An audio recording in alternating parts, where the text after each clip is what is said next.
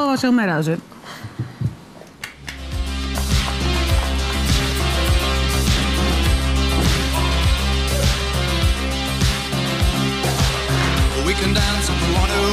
Æfingin búin að ganga nokkuð vel. Svona smábyrnöðurleikar, svona að segja. Bara, þetta ótrúlegt hvað þessi kóreógrafur að pressa út okkur, sko. Þetta náttúrulega, hvað maður að segja, þetta forréttindi að fá að vinna með þessu manni. Hvert fer maður í dansinu eftir þetta? Æfingin gekk ekki vel í raun og veru. Það var munslakari en ég held. Það var erfiðari en ég held og gengur illa munn á sporin. Þannig að þetta svona ákveðin vonbrigði. Ég átti von að þetta nú algjör hörmung, ég bara segja alveg fyrir, en hann mjög jákvæð þjálfarinn og kennarinn og hefur mikla trú á okkur, þannig að þetta bara gekk vel. They're doing really well, but I mean, the thing is, dancing takes years and years of training to just do basic steps, and they've got 6 hours. Já, það svona frumsýningatitringur í mér, og sérstaklega með hvað þessi dagur að vera búinn og ég alveg blank ennþá. Ég hlakka mikið til að koma fram í beinni útsendingu. Ég þrífst á því og ég held að ég verði sterkari fyrir vikið. Ég meina þetta gengur vel, ég held að séum á leiðinu okkur túr eftir þetta landið. Ég alveg logandi hræddur núna, en þetta bara sem margt annað. Maður fór að fara út fyrir þægindaríkinn og prófa eitthvað nýtt og það það sem við erum að reyna að gera núna. Já, ég dálítið lítill í mér að þurfa að koma í beinni útsendingu með þetta því að þetta mun erfiðari en ég held. Ég held aldrei að þetta svona flókin spor og allar þessar flóknu handarhefingar og þurfa að mixa löpunum með því bara gríðarlega erfitt og mikið af þessum snúningum og annað sem að ég næ í raun og veru ekki, sko. Þannig að, jú, ég eiginlega ekkert alveg, ég svona frekar ósáttur ákveður núna við þess að tekið þessi ákvörðun að vera með þessu, því að þetta gengur verri en ég held.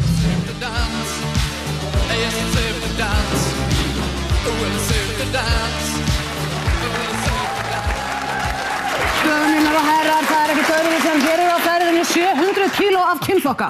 700 kíló, þeir eru bara 3. Nei. Þeir eru mættir í salinn og ég ætla að beða fólk að fylgja sérstaklega með þessum Hjörvari. Mér sýnist hann vera lélegastur af þeim. Hann með strípur, hann svona FM-naki, bara horfið á þetta. Þeir eru fullæfðir, tökum vel á móti þeim.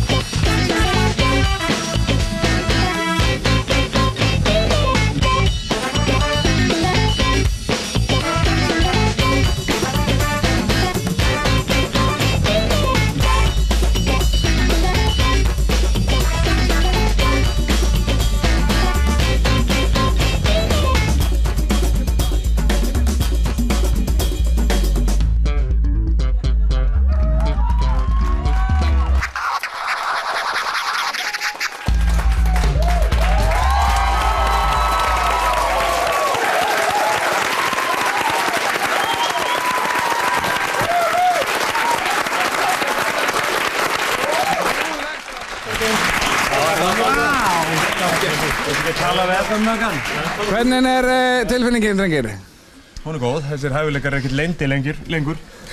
Nei, það alveg augljóst. Og hvernig er fyrir þjálfara, Íslandsmeistara að vera síðan allt í einu komin í þjálfun hjá dansmeistara listdansflokksins?